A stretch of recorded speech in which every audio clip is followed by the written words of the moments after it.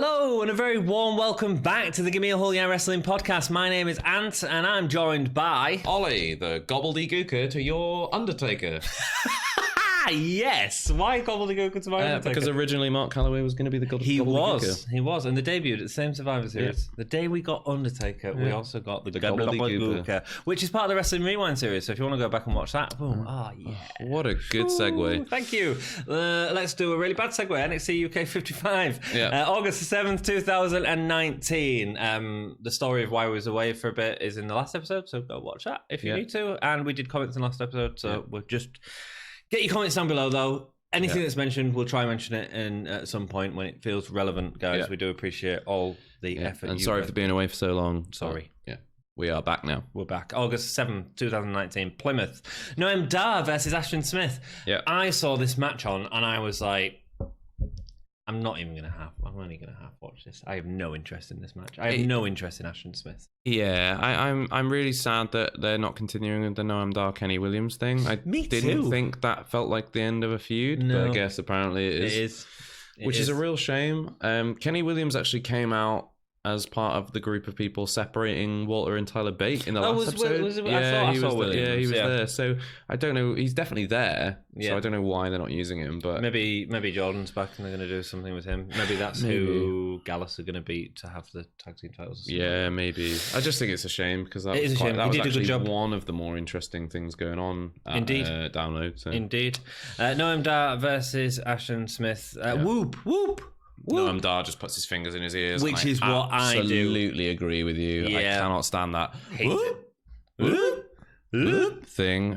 What are we going to do when we see it? We're going to NXT UK when they're doing the live tapings in Hull. So please, if you can join us, we'll go for a beer. Or if you are too young for a beer, we probably won't meet you because it'd be a bit weird.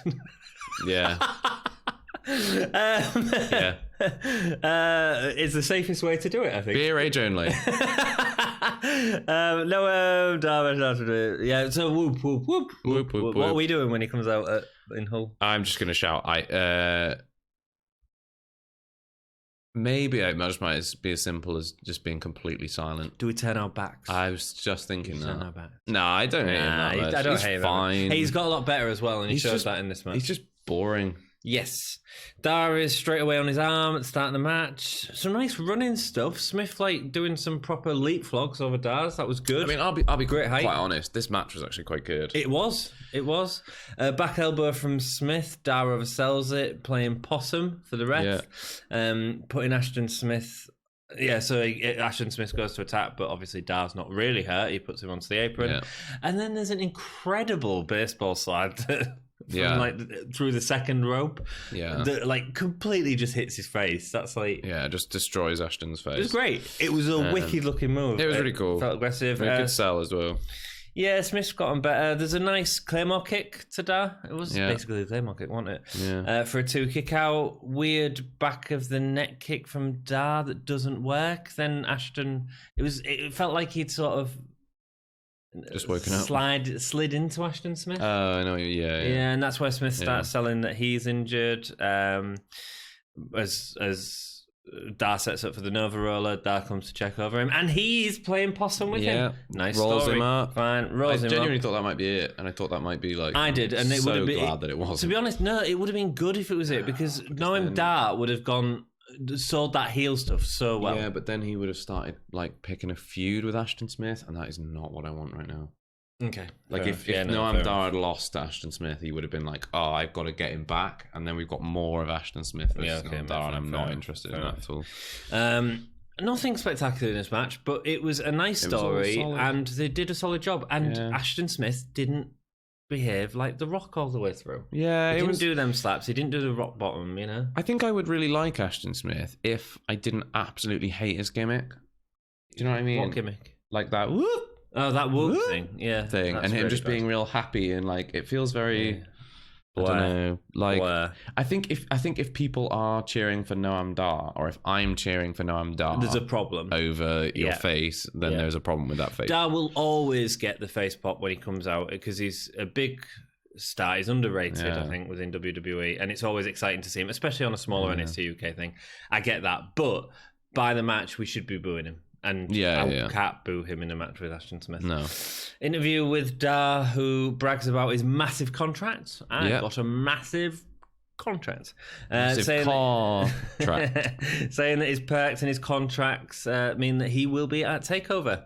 Yeah. Sell them tickets, baby. Yeah, I think that's basically it, isn't it? Yeah. Because I checked this. I mean, we're recording this not long before TakeOver. What is it, about like a week and a bit or something? Yeah. And tickets haven't sold out or anything, so there's still loads available. So I wonder if like they are having a bit of like it's in Cardiff. There's rugby on, and there's also no one can get a hotel. Yeah, no one can get a hotel, and there is no and there's also All Out on the same weekend. Oh, dude, there's loads of stuff. The same day, and there's a New Japan. New Japan Royal Blood. No, something. I don't know. Something. So fair enough. It was cool. It was a nice interview. It reminds us that he's a heel. Tyler Bate backstage at the Performance Center. 7 is not cleared, and Bate is going to be the first ever 2-time champion. Yeah. Reminding us about 7. Yeah. Same intensity with Bate. Yeah. Just. I want to see. We will get it. We'll get another in-ring thing with Walter and stuff. And it was very soon after the last one. That's what I thought, because we had one right at the end of the last episode, and then we had like one in the second segment of this one. So it was just weird. Like, maybe if we was watching it a week apart, though, we wouldn't have. Yeah, I guess that's true. We've been watching them all at the same time.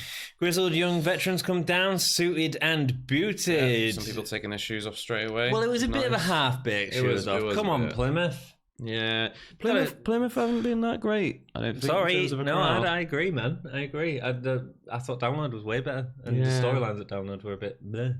Yeah, and you had like such a different audience every day for that. And, Yellow shirt guy's back again though. He is. He's good for him. Official taping. Absolutely. Well, for the price of the tickets, he would, man. Yeah, this is why he's done it though. So that I will talk about him. Yeah, good. He's a cool guy. I'm sure. I like his red headband. Should we ask for his autograph? Oh, he'll be there, won't he? He'll be there, man. He'll be there. Oh, man. We're going to have to be like, hey, you're in every... Yeah, I might throw things at him. Yeah? Yeah, and then get kicked out and cause a ruckus. Cool, sounds good. No, I won't really. If you're watching this, WWE will not cause a problem at your show. Please let me in. Yeah, we're taking our shoes off, man, at NXT. Yeah. One man with Where's My Car Stereo? Yeah, Where's My Car Stereo? And it just the camera cut to him as he was doing it as well. I was like, that's going to be us, man. That's going to be us. Yeah. Don't look down. Don't look down? He's heard that Gallus wants to take the titles. Gallus come down to no reaction from the crowd, actually.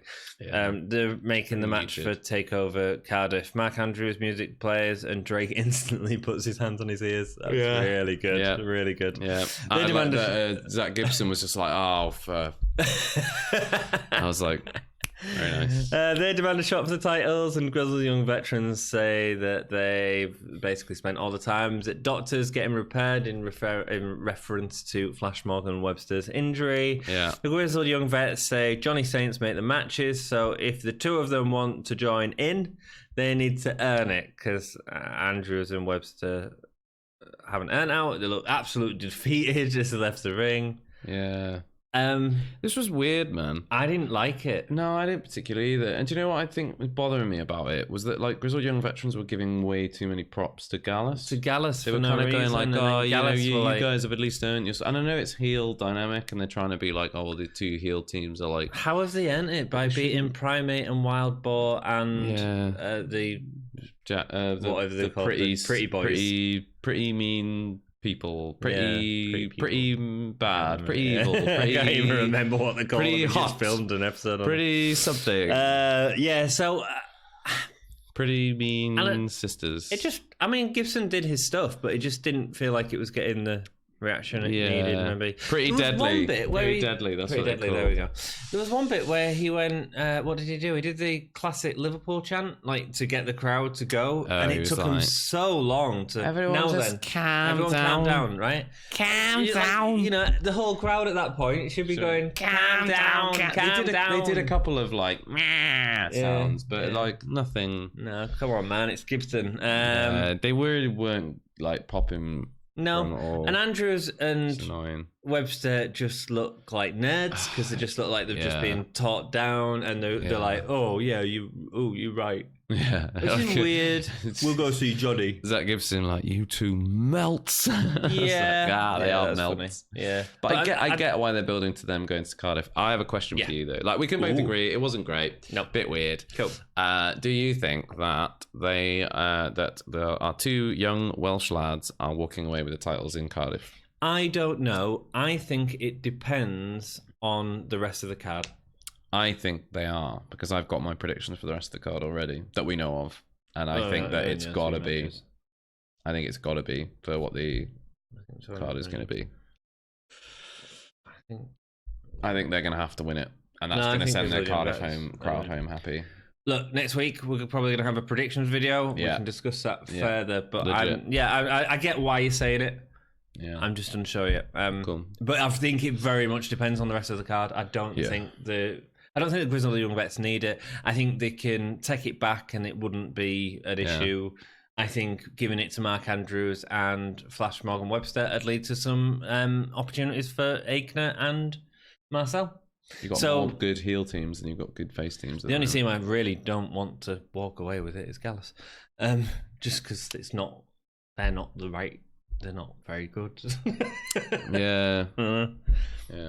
Yeah. Backstage interview about TakeOver, all building up TakeOver. Yeah, they're really trying to sell tickets. Really. We want to sell tickets. Jinny, Mark Andrews, Brookside, El Ligero. I forgot he was in NXT UK. Sean Hayes, one of the trainers. That's good to see them using trainers like that. Yeah. Nina Samuels, who talks about the spotlight that she will not. Quite honestly, I zoned out during this segment. Yeah. Like when people are like Killer mindlessly Kelly. shilling. Yeah, and I was like. Yeah. She was like, I want a chance to show what I can do at NXT TakeOver. I was like, well, you're not getting on the card. No. So. I mean, I get that they're going to do the after filming, but it feels like if we're going to build to a TakeOver event, let's do it. I mean, Jinny and Andrews, fine. Devlin, fine. The rest of it, Ligero, Brookside. It's not because Killer Kelly shouldn't be on it, but she just won't be. Because she won't be. No, Jordan Devlin wants to be in the main event. Travis Banks won't miss this one. Nah, he will. I think he will. Yeah, I think he will. Rhea Ripley. I'm gonna take over. Yeah, there was a bunch of people, but you're not going to be on it. So I mean, why? Yeah. I mean, they'll be there for the weekend, but you don't think we'll have a rematch between Niven and Ripley on the card? No, because I think it's going to be 5 matches, unless they actually do one on the kickoff show this time. I think it's going to be 5 matches. Yeah, and I think, I don't. Okay, yeah. Fair. They really want to sell TakeOver there. Banks has spoke to Johnny Saint and he's told him to earn his spot for TakeOver, and the same. Oh, and he also says that Noam Dar hasn't got a. It's rubbish, isn't it? It's really annoying me. Same with Andrews and Webster. It's just Radzi stood outside of an office being like, "Oh, you've been in the office. What did they say? Well, I was asking Johnny for a TakeOver. But got to earn an opportunity to take over." And then the next people come in and come out, and Radzi said, "Well, what have you been talking to Johnny Saint about?" Well, we've got to earn our opportunities at TakeOver. It's stupid. Oh my god! I get that TakeOver's coming up, but I mean, these were the episodes 3 weeks ago. Yeah, man. Do you know what I mean? So like, what is happening right now? Like, why are we? I don't know. It's like we don't know who the card's going to be, so everyone's going to be fighting for that opportunity. Everyone's possible. Don't fight for the opportunity. Eddie Dennis and Mastiff didn't fight for an opportunity to be on TakeOver. They had what we call a feud. Yeah. Right? And it was big enough to warrant being on TakeOver. Exactly. And it wasn't great in its build necessarily, but I tell you what, the match was bloody classic. It was a better build than this, man. This is not a good build. No, just having everybody. I mean, I don't mind people earning their spot, but there are better ways of doing it. Like have a tournament or do but just people going in and out of Johnny Saint's office going, "Oh, can I have a match?" Well, you've got to earn it. Oh, all right, because this is a month before the TakeOver match. Yeah, it's just lazy, man. Lazy. It's lazy. It's super lazy. Jinny and Jazzy Gabart, or Jizzy. Yeah. Versus Zaya Brookside and Piper Niven. Yeah. Jinny sells for Zaya and Niven over quick tags. It's great. Jinny sells incredibly. No, I think she's gone too far. Oh dear. Yeah, her selling in this match was just it was borderline Shawn Michaels versus Hulk Hogan. Like that bit where I think she ate like a code breaker, I think, from Xia, and she did like a backward roll into a backflip and then stood up and then fell over again. And I was like, nah, she's Shawn Michaelsing this. And I loved it. It's ridiculous. It'd be great to hear what you thought of it down below. Like some of like, don't get me wrong, I love the way Jinny sells when she sells like Toni Storm's Germans and stuff like this, but like her selling for this match was like, it's selling for Xia, isn't it? And Xia's a smaller person. It was so stupid. It was over the top. I agree. So ridiculous. It was Ashton Smith levels of over the top. It was worse, actually. I don't think I've ever seen Ashton Smith do a backwards roll into a backflip and then stand up and fall over again. I enjoyed it. I know you did, but you like Jinny. Yeah, but I like the selling, man. I like the Dolph Ziggler Goldberg match. I hate. Because that was like, let's not even start on SummerSlam. The Fiend in the main event. The Fiend was amazing. Main event was pretty good. Everything else was trash. No, Charlotte and Trish was decent. Actually, yeah, that was good. Ricochet and AJ was alright. It was fine, but it was a stupid finish. Yeah. Anyway, weak head scissors by Jinny. So Jinny head scissors into Xia. The idea is Xia's going to end up in the corner, but it was weak. It wasn't hitting that direction, and it just looked silly. She had to sort of like make a way. I've really been a big fan of Xia a lot of these weeks. Yeah, I thought the underdog story has been built up really well. I don't think she did very well in this match. I don't think any of them did. No, I really don't think any of them. I think this is the weakest I've seen Jinny. It's the weakest I've seen Xia. It's the weakest I've seen Jazzy Gabart. I wasn't sold on the match at all. It was incredibly sloppy. And there's been a lot of build for this as well, which is surprising because Xia Brookside has had some of the best, I think, like cleanest matches recently that I've seen from the women's division. Like quite often you see like, particularly with like I think Piper Niven's matches sometimes can feel a little sloppy, particularly like that fatal four-way that we had where like there was that kind of like running crossbody that sort of just bounced off her back. There was but Xia generally is really solid with that kind of stuff. And it's just I wasn't there this match. I don't think. I agree. Piper Xia eventually gets the hot tag for Piper, which was a nice hot tag actually. Yeah, Piper did a really nasty buckle bomb to Jinny. Yeah, I mean Jinny probably oversaw, but I always get scared. And then we get Piper and Gabart. Nice double teams between Xia and Niven as she slams Xia into Gabart. That was good. Yeah, that was fun. Jinny wants to finish off Xia as Rhea Ripley comes down, looking at Xia. Yeah, looking at Xia rather than at the person she's meant to be in the feud with. Yeah, makes no sense. Then Niven attacks her from the side. Yeah. And then Rhea's stupid. Rhea is punching Niven, and there's no disqualification, which there should be. Right? Ref was just ref was keeping an eye out for the Fiend, man.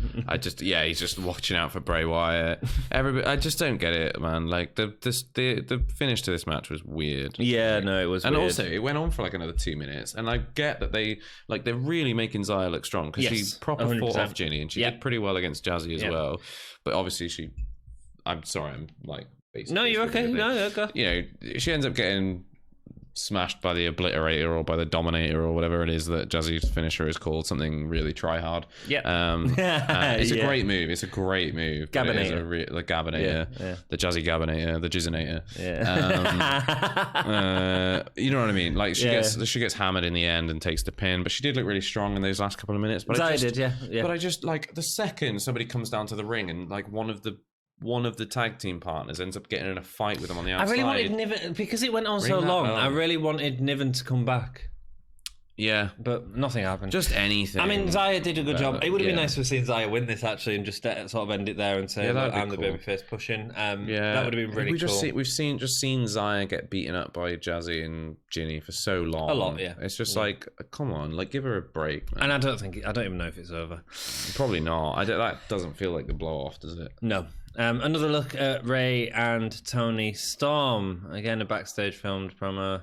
Toni Storm. No them being friends. No. Whatsoever. No. Which it feels like a complete 180 from last week's episode. Yep. So I don't. Well, Toni Storm wanted to be like Ray this week. No. They had a lot of matches together. Ray is not going to let Toni keep her championship. Yeah, they focused on all the matches they've had. Yeah, and there's some great footage. Which they got on loads of footage from different promotions. But what I don't understand is how 1 week you can be like, oh, we were the best of friends, and then the next week you go, oh, we had loads of matches together. Yeah. And I go like, but But like, if you're showing footage friends. of you guys like getting up in each other's faces and stuff, it completely undermines everything you've just said about you guys being friends. If it was like, oh, there were loads of friendly matches, they should like, be going to the zoo together. That's what we stuff. should be seeing right now. Like, them in the zoo, like feeding the meerkats or something like that. Even if there must be a point in which at some point they've tagged together. Like, just using that footage and being like, look, we not only were we friends, outside of the ring, but also we worked. Just do the match. Just pretend it's a progress thing, Just show us something. I just don't get it. I don't get it. Ilya Dragunov is backstage, sat in the dark with a blue light behind him. This was great. This is great. Kassius Ohno turns on the light. Dragunov gets really mad and goes like... He looked like he was getting a little sexually excited to me in Kassius Ohno's face, who sort of... he just nopes out of the room. He's like, nope. It's hilarious. It's wonderful. It's very funny. I love stuff like this, and Kassius Ohno sells it really well. Yeah. Then, straight after immediately, we're now getting a match. We're going to get a match between these two. And I'm like, oh, come on. Who decided that? The guy filming it? Because he's the only one who knows it's happened at that point. Do you know? Or he's like Johnny saying, he's just got a list of names with buttons ready to press, and he's watching the product as it goes out, and he goes because bear in mind, of course, this is kayfabe. This is all happening live. Of course it is. He's watching the thing, and we go like, see, Ilya Dragunov. Okay, like let's press his button. Like whoever walks into the room now, that's who's going to be his opponent. Kassius Ohno comes in. Kassius Ohno. There's the next match. He's like, what? How does that make any sense? Yeah, I've just had a really great thought. Sorry, I hated this. I hate the fact funny, but it was it was great. It was great. It was really wonderful. Stupid. But the fact that it went into this was just stupid. Yeah. I just had a really funny thought though about Takeover. Johnny Saint comes down. Yeah. Sid Scala gives him the mic to say something. What happens? This is the Takeover. The Fiend taking out Johnny Saint. That'd be awesome. That would be really good. That would get a lot of eyes on it. It'd get a lot of eyes. You know what? That would be a really good idea for the Fiend. Is just have him show up on any WWE promotion. Absolutely, that's how. Can you imagine how you the Fiend at that point becomes like in a year you could make him the new Undertaker. Yeah. In a year you could give him the same level of credibility as someone like the Undertaker, just by having him show up on every single show, or show up on some of the shows, and then have just one tiny thread of every single show be, could the Fiend show up? Could the Fiend show up? Yeah. And if you put that level of fear in people, it instantly creates a star that has and that would be the first time anyone in WWE had ever done anything like that, where they were completely cross promotion across every different show, where they could show up anywhere and you never know. And I like the Legends thing for the start of it. I think it's a great way to sell it. Sorry to talk about the Fiend. However, it is one of the most exciting things in WWE at the minute. It's one of the most exciting things in professional wrestling right now. One of the most exciting things. So please let us know your opinion on the Fiend. He's probably going to get mentioned in the podcast because he's exciting. Yeah, it's one of the few things that at the moment, it was one of the best things. Him taking out Johnny Saint is perfect, man. It would be really fun. It will never happen because WWE will not do that because they have not got the imagination. I don't know, man. They did Finn Balor the last one. Yeah, but I mean I think it's a bit different because Finn and Jordan Devlin have got so much. What? So you're saying Finn Balor was a body double? No, I think they just got history, and he's also British, or he's Irish or whatever. Close enough, innit? Yeah, fine. So, any Irish fan would be absolutely furious about that comment. It's not the same. And our subscribers go down to 3. Mastiff versus Joe Coffey. Irish subscribers. The two brawl for a while, throwing heavy fists at each other. This really felt like a brawl, man. This was a great match. Mastiff delivers a German ripping off the turnbuckle as Coffey's going over. He completely rips it off. So as Mastiff runs to the turnbuckle for the cannonball, which Joe cleverly sneaks into the corner knowing, if I set myself up in this corner, then Mastiff will do that, which will then lead to me being able to take advantage. Clever. Good stuff. So he hits the exposed turnbuckle and starts selling the back. Nigel says he's not a doctor 100%. Yeah, what does that mean? He's not Nigel McGuinness. I'm not a doctor 100%. But he studied for 33 days of a medical degree and therefore has 7.3% of it. Well, how can you be any... You can't be a percentage of doctor, surely. Either you're a doctor or you're not a doctor. The thing is, he was setting it up so that he could talk about internal injuries all the way through the match. He's going actually, that was your really liver clever. Is there's so much blood passes through your liver. And I'm like, well, that might be true, but also... I'm not a doctor 100%. Doesn't make any sense whatsoever. You don't know what you're talking about, Nigel. Have you gone completely insane? Mastiff is hurt. Joe Coffey uses the time to take advantage. Lots of brawling, a really nice backbreaker on him. Yeah. Again, really selling the parts that need to happen. Really cool mix of like big power moves and strikes in this. Yes, Joe Coffey is getting better at that. It's good. Yeah. Joe Coffey, this is my kingdom, which is meant by a headbutt by Mastiff. Very nice. Perfect. Mastiff did a really nice release German. Yeah. Coffey, big guy as well, Coffey, man. I think he's lost a little bit of weight, but he does look like he does. Yeah, he looks good. Yeah. And then there's a back body drop, which Coffey just launches himself straight into the air. You know, like AJ Styles did, like when he first came to WWE. And but he's like twice the size of AJ Styles. No, he was doing really good. Really cool. The start selling Mastiff's clotheslines, I think, was it that was damaging his ear? Yeah, he did something. Yeah, he did something. I can't remember. He won like a massive move, but they started to sell Joe Coffey's Equilibrium. He was like doing like the things to hit, you know, like where it's meant to like discombobulate you or whatever. Discombobulate. Yeah, discombobulate. Nice, good word. Yeah, so he's sort of out. The ref's checking him. The ref puts on gloves. There's blood. He is bleeding from like. He won't bleeding. He's bleeding from there. I think he was because it was too well like lined up. I think because you could see the blood. If it was bladed prior to the match. You think? Yeah. How did he get that from that? I mean, well, no. I think it was the turnbuckle one. So he hits him like. He kind of like clotheslines him into the turnbuckle, and I think what he's done is he's like he's got like caught the other side of his head, and then he's like dragged. It looked like he kind of dragged up. So I think as he's hit the turnbuckle, he's caught his ear. If he was bleeding, I think he's just split. Then Mastiff wouldn't have gone in the ring and started elbowing that side of the face. Yeah, no, on a little nick, he would. I think. No, not if the ref's got gloves on. I think they would. Yeah, okay, cool. We disagree. Let us know what you think. It's great when we disagree, and you sort out the argument for us. Yeah. Continues to elbow it. I'm not a doctor 100%, but I'm pretty sure he was. I'm pretty sure he was bleeding from his ear. Coffey climbs the turnbuckle, but his equilibrium sends him off balance. Really good in terms of the match. Really bad in terms of Joe Coffey's legacy track record of being on the takeover stuff, where his equilibrium wasn't damaged, but I think it probably was, but 3 or 4 storyline. Yeah, because they were proper punching each other in that match. Yeah. Coffey sends Mastiff into the turnbuckle with that double spear off the apron. Sounded nasty. Yeah, he dived a bit for it. Yeah. And they get a double count out. Yeah, both men selling their injuries. Sort of dragged apart with a brawl at the end. Well, it wasn't really a brawl. They just like people came out and got between them, and then they got kind of dragged apart. And Dave Mastiff was like, "Come on, Joe," and Joe was like, "My equilibrium is messed up. I'm blinking a lot."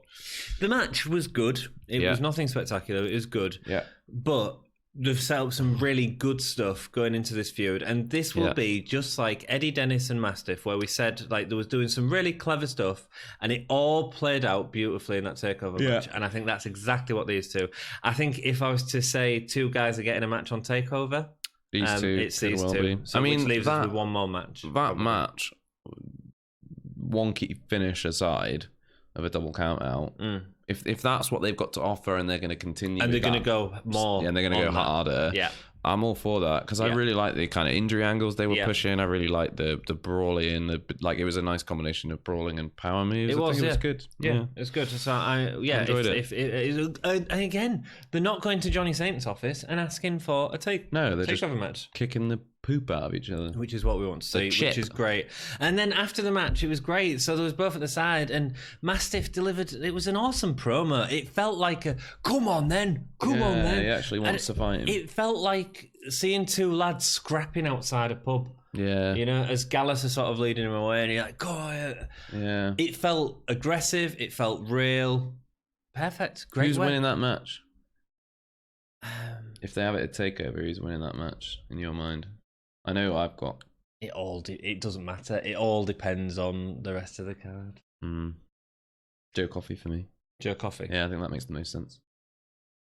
Yeah, probably. They're not making a big deal about Dave Mastiff's undefeated streak anymore, which isn't an undefeated streak because he lost a fatal 4-way. Yeah. So that's what I think. Okay, stars for the episode. 1 1/4. Yeah, 1.5. It was okay. No, 1 3/4. That last match was good. It was. Best match? The last one. Yeah, last one. But the Noam Dar and Ashton Smith match was surprisingly good. It was surprisingly fine. Yeah. It exceeds expectations. Yeah, I suppose. But I was expecting it to be absolutely dire, and it was pretty all right. Yeah, best performer. I think Joe Coffey. I think he was really good. I think he sold really well, but also had some really good thing. I kind of really like it when he screams. When he's about to be dragged off the turnbuckle, he was like, "Nah!" Yeah, I agree. Coffey did wonderful in this match. It was also the cleverness as well of him, but also using the brawl with the right amount of power moves. Yeah. Joe Coffey seems to have just got it in a way that I didn't feel he did during the first takeover. You think now he's clicked? I think something's starting to click, yeah. Okay. And that's exciting. Good for him. Yeah. I wonder if Gallus is a good thing though. Anyway. Holy shit moment of the night. I didn't really have much of one. I think maybe I'm not a doctor 100%. Holy shit moment, to be honest. Yeah, just because it was the most ludicrous thing that happened on the show. Yeah, I think mine was the Kassius Ohno coming in. That was great. Oh yeah, and then it was really intense breathing. Funny. I don't know if that's a real holy shit moment, but it was really funny. It was really funny. It was Zach Gibson levels of funny. Yeah. So rock and roll. Thank you so much for joining us. Hopefully within the next few days we're gonna have the next few episodes out. Yeah. And then we're back. Up. We're doing a live stream for NXT Takeover. We can't wait. Join us on Facebook, Twitter, Patreon, and Instagram. And if you want some merch, you can buy it from Redbubble. Come and join us in Hull at NXT. We're going to party. You're going to party with us. 16th or something, isn't it? Something like that. It's going to be good. It's going to be good. It's the Bonus Arena. Bonus Arena. Hey! It's called the Bonus Arena, but it sounds like Bonus Arena. Bonus Arena. Yeah. Bonus. So come and join us and start some. Oh my god, we need to start that chant. Yeah. bonus. Whenever Ashton Smith comes up, bonus. Oh, there's a chant. Let us know what chance you want. Let us know what chance you want the Gimme Hull Fred to be. Yeah, we'll try and get them there. Daddy Long Live is happening. Fred. JM 914. JM 11426. Rock and roll, guys. You've been awesome. Thank you so much for catching up on this episode, and we will see you in the next one. Keep it GAHY.